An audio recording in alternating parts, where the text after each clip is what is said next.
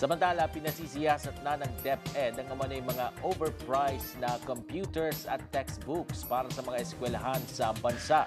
Naganap daw ang pagbili noong taong 2008 hanggang 2010 sa ilalim ng administrasyon ni dating Pangulong Arroyo. Para sa detalye, nagbabalik si Maan Primero. Pinaiimbestigahan na ng Department of Education ang umano'y mga overpriced na computers at textbooks para sa mga eskwelahan sa bansa. Ayon sa isang kongresista, mula noong taong 2008 hanggang 2010 sa ilalim ng Administrasyong Arroyo nang naganap ang pagbili na overpriced na mga computers at textbooks.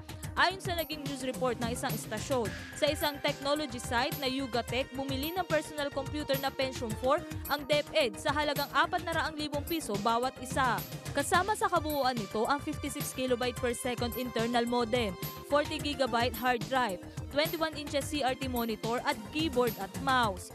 Kung ikukumpara ito sa Apple Mac Pro na nagkakahalaga ng kulang-kulang $4,000 o mahigit 175,000 piso, maituturing na overpriced ang mga personal computer na Pentium 4. Maging ang mga textbooks, binili rin daw ng overpriced. Ayon sa DepEd, pinaiimbestigahan na nila ang anomalyang ito. Our brother Armin Luistro has directed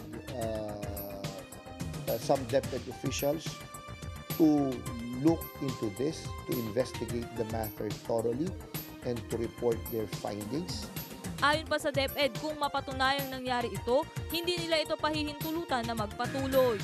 Pero ang sabi niya rin, nakausap ko siya kayo ng umaga, maski ito'y nangyari nung nakaraang administrasyon, atin pa rin titingnan at sisiyasatin ito.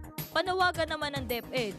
We call on our countrymen, the public, to please, who are aware of this supposed illegal transaction, to submit evidence that will help us in the conduct of this investigation.